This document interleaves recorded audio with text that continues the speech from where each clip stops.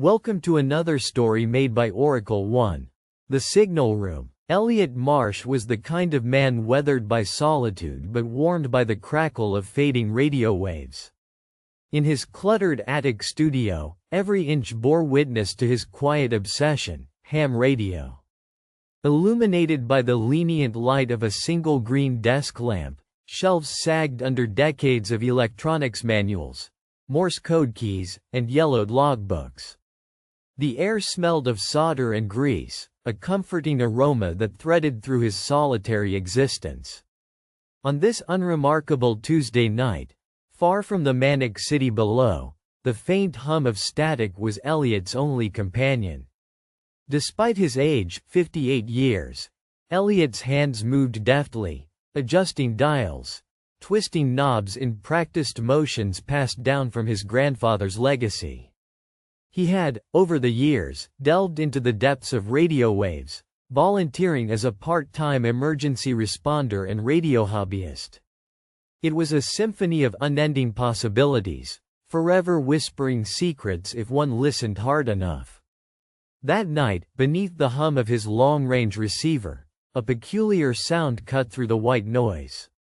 It was irregular, fragmented, yet unmistakable. 3 short bursts, 3 long bursts, 3 short bursts again.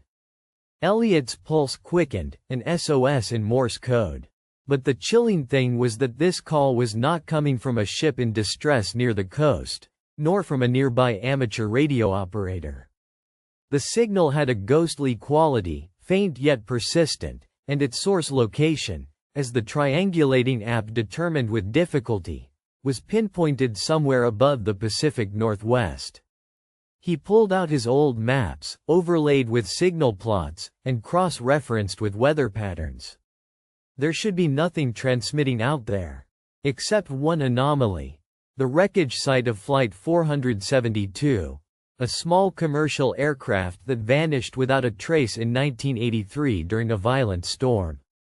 The plane had disappeared over these very mountains 40 years ago, swallowed by fog and winter's fury. Despite search efforts, no wreckage had ever been found, and the official stance had long been a presumed crash with no survivors. It was one of those cases that cemented itself in local legend, a ghost story of the skies. Now, here was a faint but unmistakable distress signal originating from that ill-fated route. Elliot's mind raced as he attempted to decode the message further, fingers trembling with a mix of dread and exhilaration. Scrambling to record the signal, he set up his notebook and transcribed the blinking codes.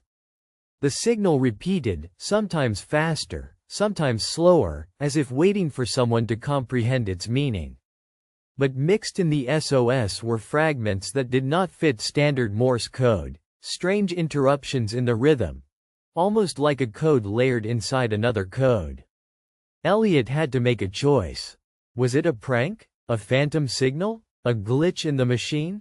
Or was there something truly supernatural? A desperate cry from the past? The evening wore on. Hours slipped away as the signal persisted.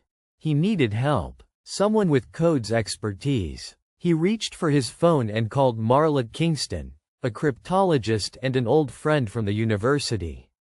Marla had worked with decoding military communications and once helped crack a cold case. "Elliot, I'm intrigued," she said after he explained the situation. "Show me what you have." Over the next few days, the two pored over the recordings. The strange distortions in the Morse code revealed an embedded message when decrypted. It named names, flight crew and passenger identifiers, and a chilling location reference. The last line was a date, November 14, 1983, the very night Flight 472 disappeared. But it did more than that. It suggested the plane had not merely crashed but had entered a canyon in the mountains with a strange atmospheric anomaly. Something had trapped it or perhaps shifted it out of time. As far-fetched as it sounded, the signals were coming from coordinates buried in a dense stretch of the Cascade mountain range. The thought consumed Elliot. Somewhere out there lay Flight 472, broadcasting across decades. The impossible became imminent when the local authorities dismissed the claim as eccentric fantasy. But Elliot wasn't about to give up. He packed his gear, portable ham radio, GPS, emergency rations, and set off into the smoky twilight of early autumn. Navigating by old maps and modern tech was a challenge.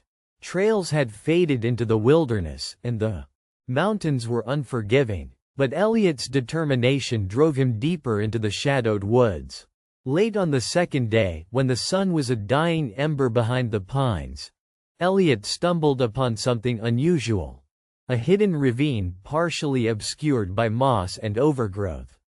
Amid the trees stood a solitary, eerie structure half buried and rusted, the mangled fuselage of an airplane.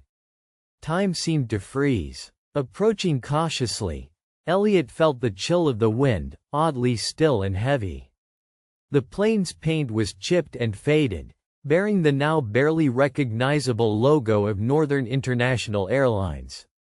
He ducked beneath the jagged opening of the torn fuselage and found aged seats, scattered belongings, and old newspapers yellowed with time. But there was no sign of decay from the occupants. Nothing obvious explained how the plane could have survived this long. Then, out of the corner of his eye, Elliot noticed a small metal box resting beneath a seat.